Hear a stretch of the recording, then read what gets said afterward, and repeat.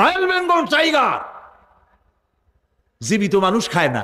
তার অর্থ কি? তার অর্থ হলো বাঘের মুখোমুখি মানুষ যখন হয় তখন বাঘের চেহারা দেখে মানুষের রুহু গলার কাছে এসে যায়, আত্মরা তখনই হয়। এরকম জীবনে আমার এক পজিশন হয়েছিল। লন্ডনে আমাকে আমার ভক্তরা বলল যে সাফারি পার্ক আমাকে দেখাবে। তখন চলো সাফারি পার্ক কি? কয় যে সব জন্তু জানোয়ার ছাড়িয়ে দেওয়া, ওর মধ্যে দিয়া গাড়ি নিয়ে যেতে হবে। তাই বললাম থাবা দিয়ে যদি গাড়ির গ্লাস গ্লাস ভাঙে? তা বললো যে ওখানে পুলিশ আছে, লোকজন আছে, হর্ন জোরে বাজাইতে হবে, নিয়ম আছে, তাহলে তারা আসবে এবং বন্দুকের মধ্যে রাবারের গুলি আছে, বিষ মাখানো, ওইটা মেরে দেবে, তারপরে জন্তুটা পড়ে যাবে, তার ঘুম আসবে, তখন বেঁচে যাবে। আমি দেখার লোভও সামলাইতে পারলাম না, আর ভয় তো ঘামে গেলাম। আল্লাহ ভরসা করে গেলাম, বিশাল এরিয়া। আল্লাহ যে কত দেখাইছে গোলামের, সুবহানাল্লাহ। সারা জীবন সেজদায় পড়েও কুলাইতে পারবো না, কত আল্লাহ দেখাইছেন, সুবহানাল্লাহ। গেট দিয়ে ঢুকলাম, লোহার বিশাল গেট, বাঘ সিংহ সব ছাড়িয়ে দেওয়া জঙ্গলের মধ্যে। তা আমরা গেছিলাম একটা ভালো সময়, সকালবেলা। সেখানে সব গোস্ত, বড় বড় গোস্ত, এগুলো খাইতে দিছে, প্রাণীরা সব গোস্ত খাওয়ায় ব্যস্ত। সেখানে মানুষগুলা, আমরা কাফের বলি আর যাই বলি, তাদের নৈতিকতা আছে। আমার দেশের বাঘগুলারে তাদের জন্য বরাদ্দ হচ্ছে গোস্ত, কিন্তু চার পায়া জন্তুরে হাড্ডি খাওয়াইয়া দু পায়া পশুগুলিতে গোস্তগুলো খাইয়ে ফেলে। জানোয়ার পশুর চাইতে নিকৃষ্ট, ঠিক কিনা বলেন?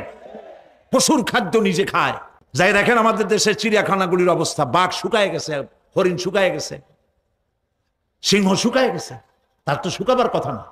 পরে কে খাওয়ায় জঙ্গলে? কে খাওয়ায়? আল্লাহ পাক খাওয়ান, সুবহানাল্লাহ। এত বড় বড় গোস্তের টুকরা এক একটা বাঘে পেয়েছে। বাঘ একটারে নিয়ে গাছে উঠছে, আর একটা টানাটানি করতেছে, আর আমরা গাড়ি নিয়ে আসতে যাচ্ছি। এক বাঘ তার ওই গোস্ত ফালায় থুয়ে আমাদের দিকে আগায় আসতেছে। আমি বললাম আল্লাহ, যা ভয় করতেছিলাম আমি তখন, ওই যে বলেছি যে মরা মানুষ বাঘে খায় না, বাঘ দেখলেই কলজে উড়ে যায়। আমার হার্ট বিট এত বাড়ছে, আর আল্লাহ আল্লাহ করতেছি, দোয়া দুরুদ শেষ হয়ে গেছে পড়তে পড়তে। বাঘটা একেবারে গাড়ির কাছাকাছি আসছে, ইন্না লিল্লাহ পড়তে পড়তে সরে গেলাম। আল্লাহর মেহেরবানি, বাঘটাও কি মনে করলো এই যে ছোট্ট আল্লাহর ছোট্ট গোলাম, হরে খাইয়া কি হবে, বোধা ছাড়িয়ে দিল আমার ওই মনে করে। তার যা শক্তি, গাড়ির গায়ে যদি থাপ্পড় মারতো, আমার টয়োটা গাড়ি ছিটকে আর এক জায়গায় পড়ে যেত। আল্লাহ বাঁচাই দিলেন, সুবহানাল্লাহ। সিংহের মধ্যে দিয়ে গেলাম, সিংহরা সব খোলামেলা খাইতেছে। সুতরাং আল্লাহ রাব্বুল আলামিন এই বাঘ, সিংহ, বড় বড় সাপ জঙ্গলের মধ্যে যদি না রাখতেন গার্ড হিসাবে, তাহলে এই ফরেস্ট ডিপার্টমেন্টের দোপায়া জন্তুগুলি সমস্ত জঙ্গলকে উজাড় করে ফেলে দিত। আল্লাহ এদের হেদায়েত করুন, জোরে বলেন আমিন। এই গাছ কেমনে চুরি করে মরিয়া দেখো। এখন তো মন্ত্রী সেলুট মারে পুলিশে, মরিয়া দেখো ফেরেশতারা কি দিয়ে মারে। আল্লাহ রাব্বুল আলামিন বলছেন, وأنزلنا من المعصرات ماء ثجاجا। আমি আকাশ থেকে তোমাদের জন্য অবিশ্রান্ত বিরাম ভাবে বৃষ্টি বর্ষণ করি। কেন? লিনুখরিজা বিহি হাব্বান ওয়া নাবাতা ওয়া জান্নাতিন আলফাফা। আকাশ থেকে বৃষ্টি বর্ষণ করি যাতে করে শাক সবজি, শস্য দানা, খাদ্য এই জমিন তোমাদেরকে উৎপাদিত করে দেয়। আলহামদুলিল্লাহ। সেই জন্য আল্লাহ পাক বলছেন, দেখো আকাশ থেকে যে পানিটা নাজিল করলাম, বৃষ্টি দিলাম, এই বৃষ্টির পানি আনলাম কই থেকে? সমুদ্র থেকে। সমুদ্রের পানি মিষ্টি না নোনা? আকাশ থেকে যখন পড়ে তখন এটা কি মিষ্টি, নোনা না মিষ্টি? আল্লাহ রাব্বুল আলামিন বলেন, আফারাআইতুমুল মাআল্লাযী তাশরাবুন আআনতুম আনজালতুমুহু মিনাল মুজনি আম নাহনুল মুনজিলুন। তোমরা যে পানি পান করো, এই পানি আকাশ থেকে কে নাজেল করে? তোমরা করো না, আমি আল্লাহ করি। কে করে বলেন? আল্লাহ পাক বলছেন, লাউ নাশাউ জাআলনাহু উজাজান ফালাউলা তাশকুরুন। ইচ্ছে করলে এই পানিগুলি কি লবণাক্ত আকারে নাজিল করতে পারতাম, আমি মিষ্টি করে নাজিল করে দিলাম, কেন বান্দা আমার শুকর আদায় করো না? নুন অবস্থায় যদি নাজিল হতো সমস্ত ফসল তোমাদের ধ্বংস হয়ে যেত। এখন আপনি বলতে পারেন যে আল্লাহ পাক, আল্লাহ তাআলা তিনি আকাশ থেকে পানি না দিলে আমাদের অসুবিধা কি? মানুষ তো নানান রকম চিন্তা করে, পানি না দিলে তো কি অসুবিধা, আমার খালে পানি, আমার বিলে পানি, আমার কুয়ায় পানি, আমার টিউবওয়েলে পানি, পানি না দিলে ক্ষতি কি? আল্লাহ পাক কোরআনে কারীমের মধ্যে বলেছেন, কুল আরাআইতুম ইন আসবাহা মাউকুম গাওরান ফামান ইয়াতিকুম বিমাইম মাইন। বলো দেখি সবে, শুকাইয়া যদি যায় এই জমিনের পানি, তাহলে হেথায় তটনির ধারা কে দিবে সবারে আনি। বান্দারে, বৃষ্টি না হইলে তুমি পানির পরোয়া করো না, সমুদ্রের পানি নেবা, নদীর পানি নেবা, কলের পানি নেবা। শুনে রাখো বান্দা, নদীর প্রবাহমান নদীর পানি, কলের পানি, টিউবওয়েলের পানি, মাটির পরতে পরতে পানি, সব যদি আমি শুকায় দেই, কে আছে এই পৃথিবীতে যে নতুন করে তোমার জন্য পানি আমদানি করে দিতে পারে? পারে কেউ? কেউ পারে না। এই পানি দিয়ে আমি তোমাদের জন্য ফসল ফলাই। লিনুখরিজা বিহি হাব্বান ওয়া নাবাতা। ইয়া আইয়ুহান নাসু যকুরু নি'মাতাল্লাহি আলাইকুম হাল মিন খালিকিন গায়রুল্লাহ। হে মানব সকল, স্মরণ করো আল্লাহ পাকের ওই নিয়ামতকে। ওই আল্লাহ ছাড়া তোমাদের কি এমন কেউ আছে? কোনো আল্লাহ, কোনো রিজেক দাতা? ইয়ারযুকুকুম মিনাস সামাই ওয়াল আরদ, যিনি আকাশ এবং জমিন থেকে তোমাদেরকে রিজেক দিতে পারেন।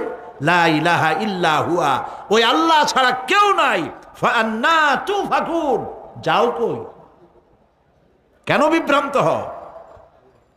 আল্লাহ পাক আকাশ থেকে পানি দিলেন, জমিনের ফসল উৎপাদন করে দিলেন, আর এরপরে আল্লাহ পাক বলেন ওয়া জান্নাতিন আলফাফা, আর ঘন সন্নিবদ্ধ নিবিড় বাগান বানায় দিলাম। সুবহানাল্লাহ বলেন।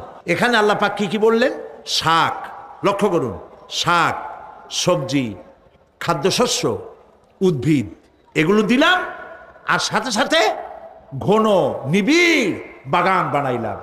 নিবিড় বাগান দেখছেন? দেখেন নাই, বোঝেন নাই, তাই দেখেন নাই, তা নাহলে দেখছেন। কক্সবাজার যাওয়ার সময় দেখেন না, গাছের রাস্তার দুই ধারে কত গাছ, দেখছেন কিনা? রাঙ্গামাটি যাওয়ার সময়, বান্দরবনে যাওয়ার সময়, কার বাবা এই গাছগুলি লাগাইছে? কোন? কে লাগিয়েছে? আল্লাহ। চিল্লায় বলেন, কে লাগিয়েছে? পাহাড়ের গাছ কি আপনি লাগাইছেন? তো কথা কইতে পারলেন না কেন? কে লাগিয়েছে? আল্লাহ পাক। সুন্দরবন ফরেস্ট এরিয়া দেখছেন কোনোদিন? না দেখলে যাইয়েন, দেখে এসেন। বিশাল এরিয়া, বঙ্গোপসাগরের কিনারা দিয়া খুলনা, সাতক্ষীরা, এই বিরাট অঞ্চল, বরিশাল, খুলনা, সাতক্ষীরা, পটুয়াখালী, বিরাট এরিয়া নিয়ে রয়েছে সুন্দরবন। শত শত মাইল। সুবহানাল্লাহ বলে। বিশাল গাছ, গাছের এরিয়া। এই গাছগুলি কে লাগাইছে? জোরে বলেন, কে লাগাইছে? এই গাছগুলি নার্সিং করেন কে? একটা জিনিস দেখে আমি অবাক হয়ে গেছি, সেটা হলো এখানে বহু রকমের গাছ আছে। সুন্দরী কাঠ, পশুরি, বাইন, গেওয়া, গোল, অনেক রকমের গাছ আছে। যেখানে সুন্দরী গাছ, সব সুন্দরী গাছ। যেখানে গেওয়া, যেখানে বাইন, যেখানে গোল, গোলপাতা, সব সেখানে সেইগুলাই। অথচ কেউ যে গাছগুলি লাগাই দিয়ে আসে নাই। আরেকটা অসুবিধা, আরেকটা জিনিস হচ্ছে, এই জোয়ারের সময় এই এলাকা ডুবে যায়, 1 হাত 1.5 হাত পানি হয় গাছের গোড়ায়। যে ফলগুলি পড়ছিল গাছ দিয়া, এই ফলগুলি ভাটির টানে চলে গেল, নিচে নেমে গেল, নদীতে নেমে গেল, আবার জোয়ারের টানে উঠে আসলো, পানিতে ভেসে ভেসে ফলগুলি ভারী হয়ে গেল, এক সময় ভাটির টানে আর গেল না। এই গাছগুলিকে, সুন্দরী গাছের মধ্যেই সুন্দরী ফল, বাইনের মধ্যে বাইনের ফল, কে সাজাইয়া এই সুন্দর বাগানগুলি বানাইলো? ওয়া জান্নাতিন আলফাফা, ঘন নিবিড় সন্নিবদ্ধ বাগান আমি সৃষ্টি করেছি। সুবহানাল্লাহ বলেন। এই গাছগুলি মানুষেরা জন্মের খাওয়া খায়। বন বিভাগে যারা দায়িত্বে থাকে মনে করে শ্বশুরের লাগানো গাছ, বাজানের লাগানো গাছ, সমানে কাঁচা চোরের মতো বিক্রি করে। এরা ডাকাত, এরা চোরের চাইতেও নিকৃষ্ট যারা গাছ চুরি করে। আল্লাহ পাক জানেন মানুষের খাসলাত। এই ফরেস্ট বিভাগে, বন বিভাগে যারা চাকরি করেন সব খারাপ আমি তা বলবো না, ভালো মন্দ মিলেই আছে। কিছু আছে জন্মের খাওয়া খায়, ঘুষ খায় আর গাছগুলো বেচে ছাড়িয়ে দেয়, সর্বনাশ করে দেয়। আল্লাহ পাক তার মানসা, তার মর্জি মোবারক হচ্ছে এই যে গাছগুলি যেন বংশ অনুক্রমে পৃথিবীর মানুষ বছরের পর বছর, শতাব্দীর পর শতাব্দী, সহস্রাব্দীর পর সহস্রাব্দী যেন ভোগ দখল করতে পারে। সেজন্য আল্লাহ রাব্বুল আলামিন এই বন জঙ্গল রক্ষা করার জন্য নিজস্ব গার্ড বাহিনী রেখে দিয়েছেন। চিন্তা করছেন সেই গার্ড বাহিনী কারা? বন্য হাতি, রয়্যাল বেঙ্গল টাইগার, বড় বড় সাপ।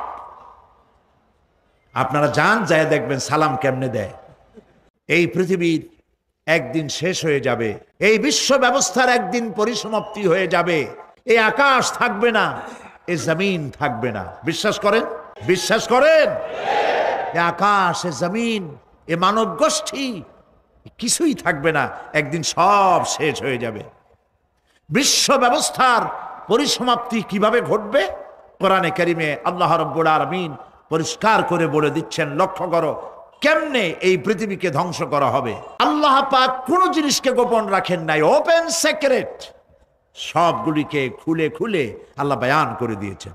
এই পৃথিবী আল্লাহ রাব্বুল আলামিন কেমনে ধ্বংস করবেন, কেমনে কিয়ামত হবে, বিশ্ব ব্যবস্থার পরিসমাপ্তি কেমনে হবে। আল্লাহ পাক কোরআনে কারিমে বলেন, ইযাস সামাউ ফাতারাত ওয়া ইযাল কাওয়াকিবু তাসারাত ওয়া ইযাল বিহারু ফুজ্জিরাত ওয়া ইযাল কুবুরু বু'সিরাত। ইযাস সামাউ ফাতারাত, আকাশসমূহ বিদীর্ণ হয়ে যাবে, দীর্ণ বিদীর্ণ হয়ে যাবে। কাতাইয়ে সিজিল্লি লিল কুতুব, কিতাবের পৃষ্ঠা যেমন একটার উপরে একটা পড়ে, শুনতেছেন কথা? বইয়ের পাতা যেমন একটার উপরে একটা পড়ে, এভাবে উল্টাতে থাকলে অনুরূপভাবে আকাশসমূহ একটার পর একটা বইয়ের পাতার মতো পড়ে ভেঙ্গে চুরে চুরমার হয়ে যাবে। সুবহানাল্লাহ। ওয়াইদাল কাওয়াকিবুন তাসারাত, সমস্ত তারকাগুলি বিক্ষিপ্ত হয়ে পড়তে থাকবে। তারকা, আপনারা কি মনে করেন নাকি যে তারকাগুলি আতশবাজি যেমন ফুটকে ফুটকে ওঠে ওই রকম কতগুলি ছিটকে ছিটকে পড়বে, চোখে দেখা যাবে, মাটির সাথে কিছুই পড়বে না, এরকম মনে করেন নাকি? তারকা সম্পর্কে আপনাদের ধারণা কি? বিশাল তারকা, কত তারকা! সমুদ্রের বেলাভূমিতে দাঁড়িয়ে বালুকণাগুলি, সমুদ্রের বালুকণাগুলি গোনা যদি সম্ভব হয়, আল্লাহর আকাশে কত তারকা গুণে শেষ করা যাবে না। এ তারকা এতটুক নয়, যতটুক আপনি দেখেন বিশাল তারকা। যে সূর্য পৃথিবীর চাইতে 13 লক্ষ গুণ বড়, এরকম 1.5 থেকে 2 অথবা 3 কোটি সূর্য খাইয়া পেটের মধ্যে হজম করতে পারে এমন হাজার হাজার বিলিয়ন বিলিয়ন তারকা আল্লাহ পাক গ্যালাক্সির মধ্যে পয়দা করে রেখেছেন। এগুলি যখন ছিটকা পড়তে থাকবে পৃথিবীর উপরে, ওয়াইদাল কাওয়াকিবুন তাসারাত, সমস্ত তারকাগুলি বিক্ষিপ্ত হয়ে পড়তে থাকবে। ওয়াইদাল বিহারু ফুজ্জিরাত, সমুদ্রগুলি দীর্ণ বিদীর্ণ হয়ে যাবে, সমুদ্রের পানিগুলি নিঃশেষিত হয়ে যাবে, তলদেশ ফেটে যাবে এবং তলদেশ থেকে অগ্নি উদ্গীরণ হতে থাকবে, সমুদ্রের তলদেশ থেকে। বিশ্বাস করেন? গতকাল আলোচনা করেছি না, এই মাটির মধ্যে আছে না আগুন, পাথর পোড়ায়া আলকাত্রার মতো লাভা বলাই দিতে পারে এমন প্রচন্ড উত্তপ্ত আগুন রয়েছে মাটির ভেতরে। সমুদ্রের পানিসমূহ নিঃশেষিত হয়ে যাবে, দীর্ণ বিদীর্ণ হবে, সেখানে আগুন জ্বলতে থাকবে। কি ভয়াবহ দৃশ্য হবে। আর কবরের মধ্যে যা কিছু আছে কবরগুলি তা উদ্গীরণ করে দেবে। অন্য সূরার মধ্যে আল্লাহ পাক বলছেন, ইযাশ শামসু কুমিরাত ওয়া ইযান নুজুমুন কাদারাত ওয়া ইযাল জিবালু সুয়্যিরাত। যখন সূর্যকে ঢেকে দেওয়া হবে, বিশাল সূর্যটা হারায় যাবে, আর তারকাগুলো বিপর্যস্ত হয়ে যাবে, পাহাড়গুলিকে চালিয়ে দেওয়া হবে। ফাইদান নুজুমু তুমিসাত ওয়া ইদাস সামাউ ফুরিজাত ওয়া ইদাল জিবালু নুসিফাত। যখন তারকা স্থিমিত হয়ে যাবে, তারকাগুলিতে কোনো আলো থাকবে না, আসমান বিদীর্ণ হবে, পাহাড় সমূহ উড়ে দেওয়া হবে। সুবহানাল্লাহ বল। পাহাড়গুলি উড়ায় দেওয়া হবে। অবস্থা লক্ষ্য করেন, আকাশ ভেঙে ভেঙে পড়তেছে, তারকাগুলি বিক্ষিপ্ত হয়ে পড়তেছে, সব সমুদ্রের পানি শেষ হয়ে গিয়েছে, সমুদ্রের তলদেশ ফেটে ফেটে অগ্নি উদ্গীরণ করে দিচ্ছে, সূর্য ঢাকা পড়ে গেছে। মহান আল্লাহ রাব্বুল আলামিন বলেন, শুধু সূর্য ঢাকা পড়বে না, মানুষেরা দেখতে পাবে ফাইদা বারিকাল বাসারু ওয়া খাসাফাল কমারু ওয়া জুমিআশ শামসু ওয়াল কমার। যখন চক্ষু বিস্ফারিত হবে, মানুষের চোখগুলি ছানা বড় হয়ে যাবে। এই দৃশ্য দেখে চাঁদে আলো নাই, সূর্যতে আলো নাই, চাঁদ আর সূর্য দুটি একাকার হয়ে যাবে। আল্লাহ পাক বলছেন, ওয়া হুমিলাতিল আরদু ওয়াল জিবালু ফাদুক্কাতা দাক্কাতান ওয়াহিদা। জমিন আর পাহাড়গুলোকে এর মধ্যে সংঘর্ষ বাঁধিয়ে দেওয়া হবে, পাহাড়গুলি উঁচু করে মাটির উপরে আছাড় মারা হবে, একই আঘাতে পাহাড়গুলি চূর্ণ বিচূর্ণ হয়ে যাবে। সুবহানাল্লাহ। এই কথার মধ্যে কোনো ভুল আছে? কেবলমাত্র কাফের, বেঈমান, তাদের কলিজায় এ কথা ভয়ের সৃষ্টি না করতে পারে। ঈমানদারদের কলিজা ফেটে যাওয়ার কথা। কি ভয়াবহ দৃশ্য! তারকা পড়তেছে, আকাশ ভাঙতেছে। খালি রাশিয়ার একটা রকেট বহু বছর পর্যন্ত মহাশূন্যে উঠতেছিল, একদিন পত্রপত্রিকায় দেখতে পেলাম ওইটা ভেঙে পড়বে, ওইটার মেয়াদ শেষ হয়ে গেছে, ভেঙে পড়বে। বিশ্ব মহাচিন্তায় পড়ে গেল, কোন দেশে পড়বে। যদি কোনো দেশের উপরে পড়ে, সে দেশ শেষ হয়ে যাবে, বিল্ডিং, মানুষ, স্থাপনা সব চূর্ণ বিচূর্ণ হয়ে যাবে, ভয়তে অস্থির। রাশিয়ার বিজ্ঞানীরা চেষ্টা করলো সেটাকে সরাইয়া কোনো জমিনে যাতে না পড়ে মহাসমুদ্রে ভালাবার জন্য চেষ্টা করতে লাগলো। মনে আছে ঘটনা আপনাদের? পত্রপত্রিকা যারা পড়ে মনে থাকারই কথা। রাশিয়ার একটা রকেট, এটার কত বড় হবে, ওইটা ভেঙে চুরে পড়বে, সে ভয়তে দুনিয়া অস্থির। আর আল্লাহ পাক বলছেন, এতে কোনো সন্দেহ নাই, আকাশ একটার পর একটা ভেঙে চুরে চুরমার হয়ে পড়তে থাকবে, তারকাসমূহ বিক্ষিপ্ত হয়ে পড়বে, দরিয়া দীর্ণ বিদীর্ণ হয়ে যাবে, চন্দ্র আর সূর্য ধাক্কা লেগে একাকার হয়ে যাবে। চাঁদে আলো নাই, সূর্যে আলো নাই, অন্ধকার এক বিভীষিকাময় পূর্ণ হয়ে যাবে গোটা বিশ্ব। পাহাড়গুলো উঁচু করে মাটির উপরে আছাড় মারা হবে, এক ধাক্কায় পাহাড়গুলো ভেঙে চুরে চুরমার হয়ে যাবে। এই অবস্থা যখন, এই ভয়ঙ্কর পরিস্থিতি যারা লক্ষ্য করবে, আল্লাহ রাব্বুল আলামিন বলেন, মানুষেরা ভয় অস্থির হয়ে দৌড়দৌড়ি আরম্ভ করবে। ইয়াকুলুল ইনসানু ইয়াউমাইদিন আইনাল মাফার। মানুষেরা পাগলের মতো শুধু দৌড়াদৌড়ি করবে আর বলবে পালাবো কোথায়, ভাগবো কোথায়, কোথায় যাব। আল্লাহ রাব্বুল আলামিন জবাবে বলেন কাল্লা লা ওয়াজারা ইলা রাব্বিকা ইয়াউমাইযিনিল মুস্তাকার। কখনই নয়, ভাগবার জায়গা নাই, পালাবার জায়গা নাই। আল্লাহ রাব্বুল আলামিনের আশ্রয় ছাড়া কোনো আশ্রয় নাই।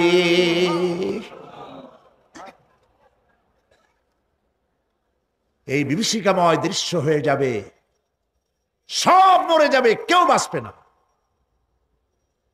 মালাকুল মউতকে আল্লাহ পাক জিজ্ঞেস করবেন কে এখন বেঁচে আছে আর কারা বেঁচে আছে। তিনি বলবেন হযরতে জিবরাইল, হযরতে মিকাইল, হযরতে ইসরাফিল। আল্লাহ পাক নির্দেশ করবেন এদের জান কবজ করো। ইসরাফিল, মিকাইল জান কবজ হবে।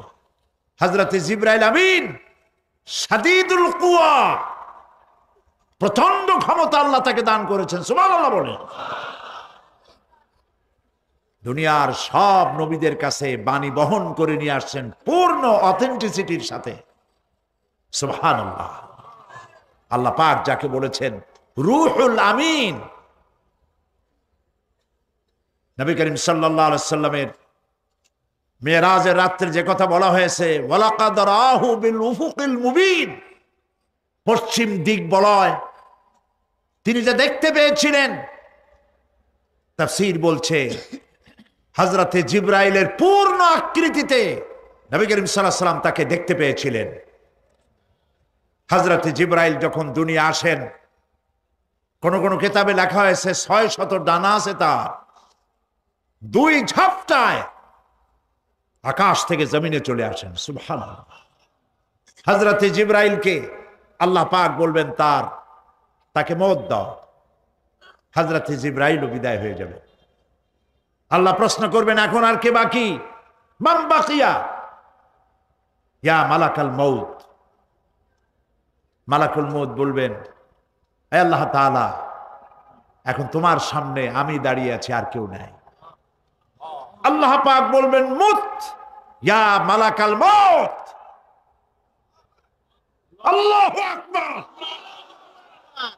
মুত ইয়া মালাকাল মউত, মরে যা, মরে যা। মালাকাল মউত মরে চলে যাবে,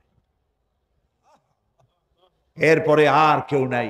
আল্লাহ রাব্বুল আলামিন এই অবস্থায় কত বছর কত কাল চলে যাবে আল্লাহ পাক ভালো জানেন, কেউ নাই।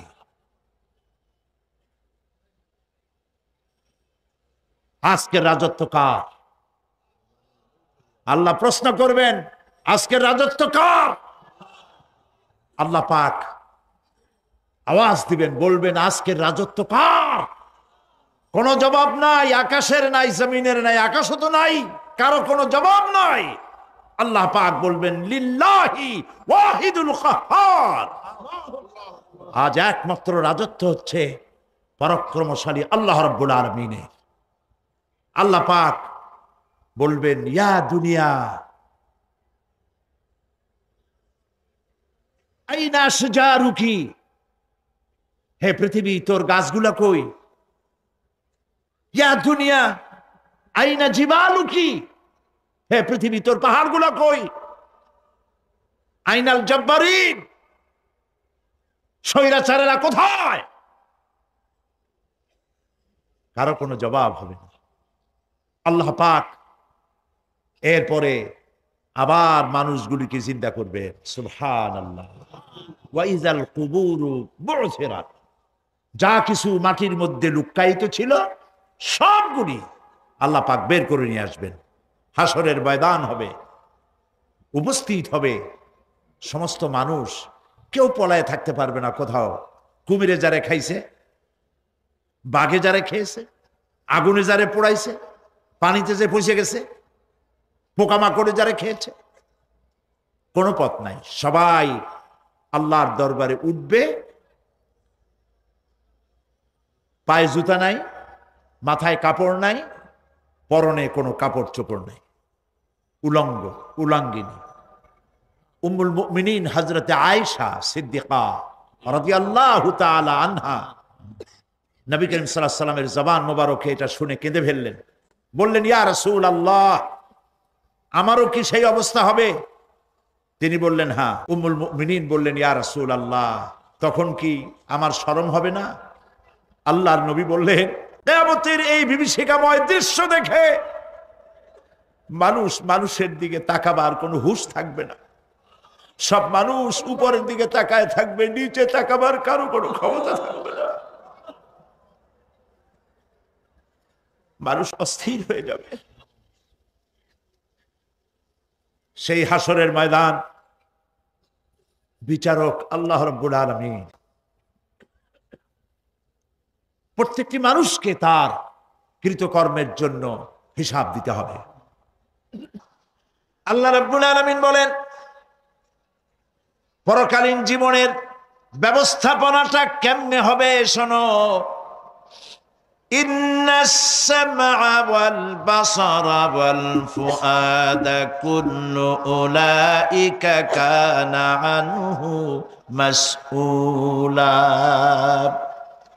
কিয়ামতের দিন প্রত্যেকটি মানুষকে তার শ্রবণ সম্পর্কে, তার দৃষ্টি সম্পর্কে আর অন্তঃকরণের কল্পনা সম্পর্কে প্রত্যেকটি ব্যাপারে আল্লাহ পাক জিজ্ঞাসা করবেন। কান দিয়েছিলাম, কি শুনেছো? যা শুনছো তা আমল করেছো কিনা? আমার নিষেধ করা জিনিসগুলি শুনছো নাকি? কানের জবাব দিতে হবে। কান আল্লাহ পাক দিয়েছেন, সুবহানাল্লাহ। আল্লাহ পাক দিয়েছেন কান। এই কান দুটে যার নাই, কান আছে শুনতে পায় না, কত বড় কষ্টে আছে সে। মানুষে চিল্লায় কথা কয়, সে বুঝেই না। এই কানের সম্পর্কে প্রশ্ন করা হবে, শ্রবণ সম্পর্কে, দর্শন সম্পর্কে প্রশ্ন করা হবে। যা দেখতে নিষেধ করেছি সেগুলো দেখছো নাকি? এর শুকরিয়া আদায় করেছো নাকি? দুটি চোখ, এর শুকর আদায় করা কি সম্ভব ভাই? আদায় করা সম্ভব? এই দুটি চোখ যদি না থাকতো, আমার গর্ভধারিণী মাকে দেখতে পারতাম না। এই সুন্দর চোখ দুটি যদি আল্লাহ না দিতেন, আল্লাহর এই সুন্দর সৃষ্টি দেখা থেকে বঞ্চিত হয়ে যেতাম। আল্লাহকে বলি, মনিব, হে বিশাল আকাশের মালিক, তুমি দয়া করে না চাইতে আমাদের শরীরে যা দিছো নিয়ামত, মৃত্যুর আগে ছিনায় নিও না। দুটি চোখের শকর আদায় করতে পারবো না। চোখের মধ্যে পানি আছে, কান্নার পানি না, সব সময় চোখে পানি আছে। চোখে আমরা পলক দেই না? কত কুদরত আল্লাহ পাকে। এই পৃথিবীতে দিনে রাতে অসংখ্য পলুয়েশন, রোগ জীবাণু সমানে উঠতেছে। এখন যদি মাইক্রোস্কোপ যন্ত্র এখানে থাকতো, তাহলে দেখতেন এই পরিবেশটা কত দূষিত, কত পলুয়েশন, কত জার। এগুলি নাকের মধ্য দিয়ে পেটে যাচ্ছে, চোখের মধ্যে ঢুকতেছে ক্রমাগত। চোখের ভিতরে ধুলাবালি ঢুকবে, আর পরিষ্কারের কোনো ব্যবস্থা যদি না করা হয়, চোখের দৃষ্টি নষ্ট হয়ে যেতে পারে। এই জন্য আল্লাহ রাব্বুল আলামিন চোখের ভিতরে মেডিসিন রূপী এক প্রকারের পানি রেখেছেন, আর অটোমেটিক চোখের পাতা ওঠানামা করে প্রতি মুহূর্তে চোখকে ক্লিন করে দিতেছে। এই চোখ সম্পর্কে আল্লাহ রাব্বুল আলামিন প্রশ্ন করবেন, অন্তঃকরণ সম্পর্কে প্রশ্ন করবেন। জবাব দেওয়া সেদিন বড়ই কঠিন হয়ে যাবে। এই জন্য আল্লাহ রাব্বুল আলামিন দুনিয়াবাসীকে সতর্ক করে দিচ্ছেন। তিনি আরো বলছেন, وَلَقَدْ خَلَقْنَا الْإِنسَانَ وَنَعْلَمُ مَا تُوَسْوِسُ بِهِ نَفْسُهُ وَنَحْنُ أَقْرَبُ إِلَيْهِ مِنْ حَبْلِ الْوَرِيدِ। মানুষ সৃষ্টি করেছি আমি, তার অন্তঃকরণে কি চিন্তা হয়, কি কল্পনা হয় তাও জানি আমি। আর আমি আমার বান্দার যেই শাহরাগের উপরে মাথাটা খাড়া আছে, এই রোগের চাইতেও আমি বান্দার বেশি নিকটে। আল্লাহ পাক গোপন রাখেন নাই, বলে দিছেন আমি কিন্তু এখানে আছি। সুবহানাল্লাহ। আচ্ছা বলেন তো আল্লাহ কোথায় আছেন? এটি একটি মুশকিলের প্রশ্ন। সাধারণত লোকেরা বলে আল্লাহ সব জায়গায় আছে। এই কথা, এই জবাব সঠিক নয়। আকীদা সাফ হতে হবে। আল্লাহ সব জায়গায় আছে এই কথা সঠিক নয়। যদি আল্লাহ সব জায়গায় থাকেন তাহলে দুনিয়ার সব জায়গা ভালো না, কিছু কিছু খারাপ আছে। তাহলে খারাপ জায়গায়ও থাকতে হয়। নাউযুবিল্লাহ বলেন। আল্লাহ কোথায় আছে এই প্রশ্ন আল্লাহরই করি। সওয়ালে মুকদ্দারের জবাব, পৃথিবীর মানুষ আল্লাহকে প্রশ্ন করবে তুমি কোথায় আছো। রব্বুল আলামিন প্রশ্ন করার আগে জবাব দিয়ে দিয়েছেন, আর রাহমানু আলাল আরশি ইস্তাওয়া। আল্লাহ পাক আরশে আজিমে আছেন। কোথায় আছেন বলে? এক আঙ্গুল আকাশের দিকে উঁচু করে বলেন আল্লাহ কোথায় আছেন। তবে আরশে আজিমে আছেন যে অবস্থা এমন নয় যে তিনি সাংঘাতিক রকমের কুয়াশার কারণে বাংলাদেশে কি হইতেছে তা দেখতে পান না। সে আল্লাহ রাব্বুল আলামিন সব কথা পরিষ্কার করে বলেছেন আমি তোমার ঘাড়ের কাছে। তার মানে আল্লাহর ইলম, তার নজর, তার সামা এবং তার বসর, তার দেখা, তার শোনা, তার ইলম সবটা আমাকে ঘিরে আছে, আমি তার বাইরে নাই। দুঃখ এখানে ইমানি শক্তির ঘাটতি থাকার কারণে বিশ্বে প্রায় 52টি মুসলিম দেশ থাকা সত্ত্বেও মুসলমানদের কাছে আজ মিডিয়া না থাকার কারণে তারা এতিম। বিশ্বের 51 ভাগ সম্পদ এই মুসলমানদের হাতে আছে, কিন্তু মিডিয়ার ক্ষেত্রে তারা একেবারেই ফকির, গরিব, খয়রাতি, কিচ্ছু নাই তাদের। মুসলিম ধনী দেশগুলি ইচ্ছে করলে বিবিসির মতো, ভয়েস অব আমেরিকার মতো powerful radio centre, radio station এবং নিউজউইক, টাইম, রিডার্স ডাইজেস্ট অথবা হেরাল্ড ট্রিবিউনের মতো পত্রিকা বের করে এ সমস্ত কথার দাঁত ভাঙ্গা জবাব তারা দিতে পারত। সেজন্য আজ আমি প্রয়োজন মনে করি শক্তিশালী ইসলামী গণমাধ্যমে ইসলাম বিরোধী প্রচারণার মোকাবেলায় শক্তিশালী গণমাধ্যম অপরিহার্য। এই লক্ষ্যে ইসলামী দেশগুলোকে নিয়ে একাধিক সংবাদ সংস্থা অথবা ব্রডকাস্টিং কর্পোরেশন অসংখ্য পত্র পত্রিকা বের করে এগুলির জবাব দেওয়া যেতে পারে। মুসলমানেরা যদি এ পথে এগিয়ে না আসে তাহলে এই বদনামের শিকার হতে হতে তাদেরকে একদিন শেষ হয়ে যেতে হবে। প্রিয় ভাই সব, আমি আজ জওয়ানদের যারা যুবক সাংবাদিকতার মহান পেশায় তাদেরকে এগিয়ে আসতে বলছি।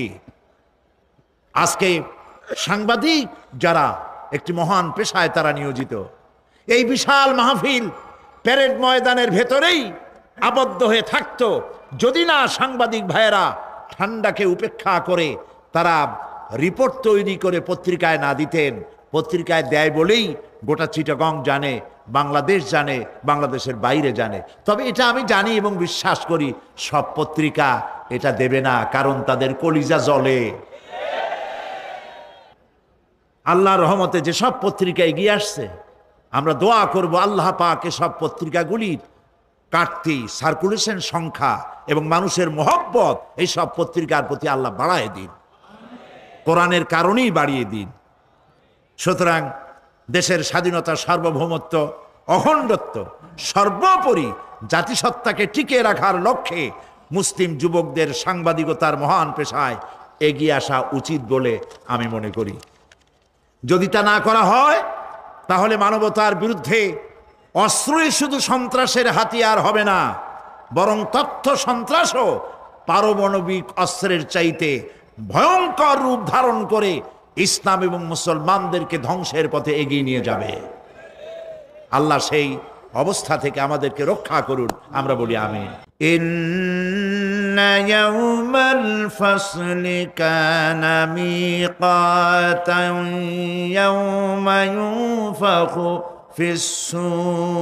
يوم ينفخ في الصور فتأتون أفواجا وفتحت السماء فكانت أبوابا وسيرت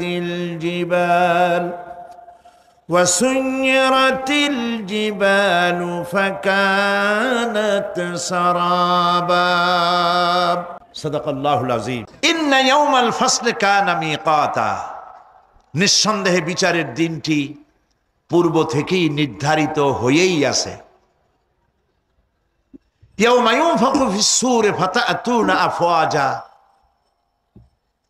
যেদিন সিংহায় ফুঁক দেওয়া হবে তখন তোমরা দলে দলে বেরিয়ে আসবে ওয়া ফুতিহাতিস সামাউ ফাকানাত আবওয়াবা আর আকাশ সমূহ খুলে দেওয়া হবে তখন তা শুধু দরজা আর দরজা হয়ে যাবে ওয়া সুইয়িরাতিল জিবালু ফাকানাত সারাবা আর পাহাড় সমূহকে চালিয়ে দেওয়া হবে ফলে তা মরীচিকায় পরিণত হয়ে যাবে তেলাওয়াতকৃত আয়াতের এই হচ্ছে তরজমা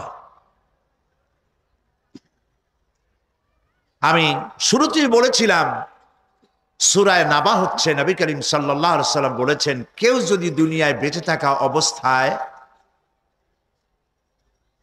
পরকালীন দৃশ্য চোখে দেখতে চায় সেজন্য সূরা আন-নাবা সূরা আল-মুরসালাত সূরা আন-নাজিআত সূরা আল-ইনফিতার সূরা আত-তাকবীর এই সূরাগুলি যেন পড়ে তাহলে কিয়ামতের দৃশ্য নিজ চোখে অবলোকন করতে পারবে সুবহানাল্লাহ বলে পরকালীন জীবন সম্পর্কে কোরআন যে সব যুক্তি পেশ করেছে তা হলো আল্লাহর এসব কিছুই বিচক্ষণতার বাইরে ছিল না লক্ষ্যহীন এবং নিরর্থক নয় আল্লাহ পাক বলছেন أفحسبتم أنما خلقناكم عبثا وأنكم إلينا لا ترجعون তোমরা কি ভেবেছো যে তোমাদেরকে সৃষ্টি করা হয়েছে খামোখা আর তোমাদেরকে আমার কাছে ফিরে আসতে হবে না এটাই কি মনে করেছো ওই যে গতকাল বলেছিলাম eat, drink and be merry খাও পান করো ফুর্তি করো এই দুনিয়ায় শেষ কথা আমাদের আর মরে মাটির সাথে মিশে যাব আর উঠতে হবে না এরকম খামাখা আল্লাহ তোমাদেরকে সৃষ্টি করেছেন তাই কি ভেবেছো আল্লাহ রাব্বুল আলামিন কোরআনে কারীমের অন্যত্র বলেন আয়াহসাবুল ইনসানু আইয়ুতরাকা সুদা মানুষ কি ভেবেছে যে তাদেরকে নিরর্থক আমি সৃষ্টি করেছি মোটেই না ওয়ামা খালাকনাস সামাওয়াতি ওয়াল আরদা ওয়ামা বাইনাহুমা লাইবিন আল্লাহ পাক বলেন এই আকাশ আর জমিন আর এর মধ্যবর্তী যা কিছু আমি সৃষ্টি করেছি কোনোটাকে খেল তামাশার বিষয়বস্তু করে তৈরি করে নাই নিরর্থক করে বানাই নাই প্রত্যেকটি সৃষ্টির পেছনে বিচক্ষণতার দাবি হিসেবে সৃষ্টি করা হয়েছে বিরাট কারণ রয়েছে খামোখা বানানো হয় নাই আলাম ইয়াজিদকা ইয়াতীমান ফাআওয়া ও নবী আমি কি আপনাকে এতিম অবস্থায় পাই নাই আর তারপরে আমি কি আপনাকে আশ্রয় প্রদান করিনি আপনাকে আমি এতিম অবস্থায় পেয়েছি এরপরে আপনাকে আশ্রয় দিচ্ছি রাসূল তো এতিমদের সরদার পৃথিবীর কোন এতিম যেন বলতে না পারে নবীজি আমার ব্যাপারে কি বলবেন আমি তো এতিম মানুষ আর তিনি আমার ব্যাপারে কিভাবে আমার দরদ বুঝবেন নবীজিকে আল্লাহ পাক কেমন এতিম বানালেন সমস্ত দুনিয়ার এতিমদের সরদার বানালেন মায়ের পেটে যখন তিনি ছিলেন 6 মাসের সময় মায়ের পেটে থাকাকালীন বাপের এতিম হয়ে গেলেন যখন প্রসব বেদনা শুরু হয়েছে মায়ের দুনিয়ায় যখন তিনি আসবেন হযরতে আমেনা ঘরের ভিতরে বসে তার অবস্থাটা কি এই সন্তান পৃথিবীতে আসতে পরে যিনি সবচাইতে বেশি খুশি হবেন তিনি তো আজ দুনিয়ায় নাই। মনের ভিতরে কত কষ্ট। আল্লাহ রাব্বুল আলামিন তার হাবিবকে দুনিয়া আনলেন। রাসূলের দাদা ঘরের সামনে তাঁবুর সামনে দাঁড়ায়া তায়েফ থেকে আগত সাদিয়া গোত্রের লোকদেরকে বলতেছেন, এই ঘরের ভিতরে একটা এতিম বাচ্চা আছে, বেশি টাকা করি দেওয়া যাবে না, যদি দয়া হয়ে নিয়ে যাও। গরিব মানুষ, এতিম মানুষ দেখে শুনে কেউ আর নিতে চায় না। সবশেষে এলেন ভাগ্যবতী মেয়ে, ভাগ্যবতী মহিলা হযরতে হালিমাতুস সাদিয়া। তিনি এসেছেন, কোনো ছেলে পেলে পায় নাই, সকলের শেষে তিনি এসেছেন। আব্দুল মুত্তালিব বলছেন, এই ঘরের মধ্যে একটা এতিম বাচ্চা আছে, দয়া হলে নিয়ে যেতে পারো। তিনি স্বামীর সঙ্গে পরামর্শ করলেন, এরপরে বললেন যদি দেখতে অন্তত ভালো হয়, মন যদি ভালো লাগে নিয়ে যাব, একেবারে খালি হাতে ফিরে যাওয়ার চাইতে তো ভালো। হযরতে হালিমা বলেন, আমি ঘরের মধ্যে প্রবেশ করলাম, মা আমিনার কোল থেকে শিশু মুহাম্মদ সাল্লাল্লাহু আলাইহি ওয়াসাল্লামকে যখন আমি কোলে নিলাম, আমি হুজুরের চেহারার দিকে নজর করে দেখলাম, আমার কাছে মনে হলো যেন পূর্ণিমার চাঁদটা আমার কোলে ধরা দিয়েছে। রাসূল কি শিশু মুহাম্মদ সাল্লাল্লাহু আলাইহি ওয়াসাল্লাম কি যখন নিয়ে বাড়ির দিকে রওনা হলাম, যে গাধা আমার সকলের পেছনে এসেছে সেই গাধা এখন সকলের আগে ছুটে চলে যায়। এরপরে বাড়ি যখন নিয়ে গেলাম, কুয়ায় পানি বাড়লো, গাছে ফসল বাড়লো, খেজুর গাছে খেজুর বাড়তে লাগলো, জমিনে ফলন বেড়ে গেল।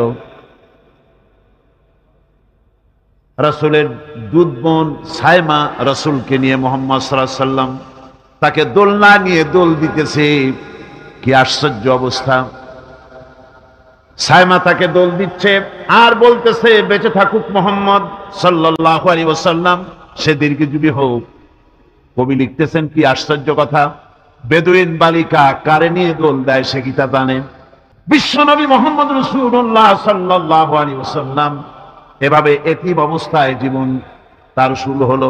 যখন তিনি ফিরে এলেন 6 বছর বয়সের সময়, যখন মায়ের কাছে তিনি ফিরে এসেছেন, প্রতিদিন তিনি খেলা দেখতে যান ময়দানে।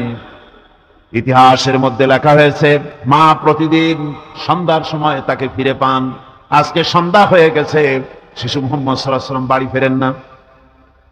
কারণ কি? কেন বাড়ি ফেরে না? সন্ধ্যার দিকে তিনি চলে গিয়েছেন পাহাড়িয়া ময়দানে, যে দেখেন ধুধু করতেছে, চতুর্দিকে সন্ধ্যা হয়ে গেছে, অন্ধকার হয়ে গেছে, কোনো ছেলে পেলে নাই, কেউ নাই। পাহাড়ের পাদদেশে বসে শিশু মুহাম্মদ সাল্লাল্লাহু আলাইহি ওয়াসাল্লাম কাঁদতেছেন।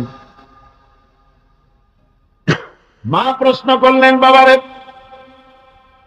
সন্ধ্যা উত্তীর্ণ হয়ে গেল, কেন একা একা বসে বসে কাঁদো? তিনি বলছেন, মাজি আজ কদিন খেলা দেখতে আসলাম ময়দানে, প্রতিদিন দেখি যখন সন্ধ্যা হয়ে যায় মুরব্বী শ্রেণীর কিছু লোক আসে, ছেলেকে নাম ধরে ডাক দেয়, ছেলেরা দৌড়ে তার বাবার কাছে চলে যায়, আর বাবা ছেলেকে কোলে নিয়ে মুখে চুমা দিয়ে বাড়ির দিকে নিয়ে যায়। আমি আজ কদিন পর্যন্ত এই ময়দানে এলাম, কোনদিন সন্ধ্যা বেলায় তো কেউ এসে আমাকে মুহাম্মদ বলে একটা ডাক দিল না। আমার আব্বা কি নাই? আল্লাহ রাব্বুল আলামিন বলেন, আলাম ইয়াজিদকা ইয়াতীমান ফাআওয়া। এরকম এতিম অবস্থায় পেয়ে আমি কি আপনাকে আশ্রয় দেই নাই? আপনাকে আমি পেয়েছি এতিম অবস্থায়, এরপরে আমি আপনারে আশ্রয় দিলাম। ওয়া ওয়াজাদাকা দাল্লান ফাহাদা। এরপরে আমি আপনাকে পথ হারা পেলাম, আমি আপনাকে পথের দিশা দিয়া দিলাম। وَوَجَدَكَ عَائِلًا فَأَغْنَى। এরপরে আমি আপনাকে দরিদ্র অবস্থায় পেয়েছি, তারপরে আমি আপনার দারিদ্র মুক্ত করেছি আপনাকে। সুতরাং فَأَمَّا الْيَتِيمَ فَلَا تَقْهَرْ وَأَمَّا السَّائِلَ فَلَا تَنْهَرْ।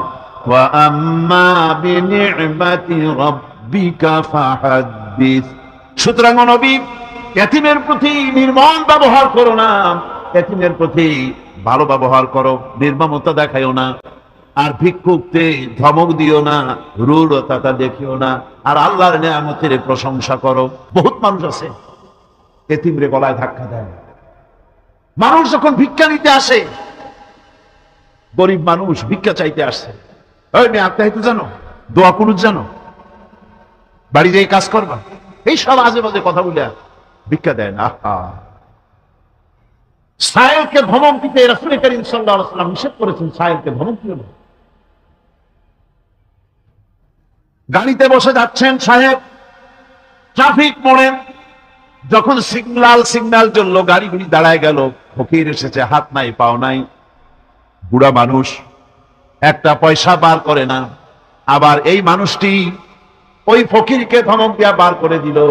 এরপরে এই লোকটি যখন কোনো মাজারের কাছে পৌঁছে গেল, 500 টাকার কড়কড়ে নোটটা ফেলে দিল। বলেন টাকা দরকার কার? মরা মানুষের না জিন্দা মানুষের? কার দরকার? যার টাকা দরকার ছিল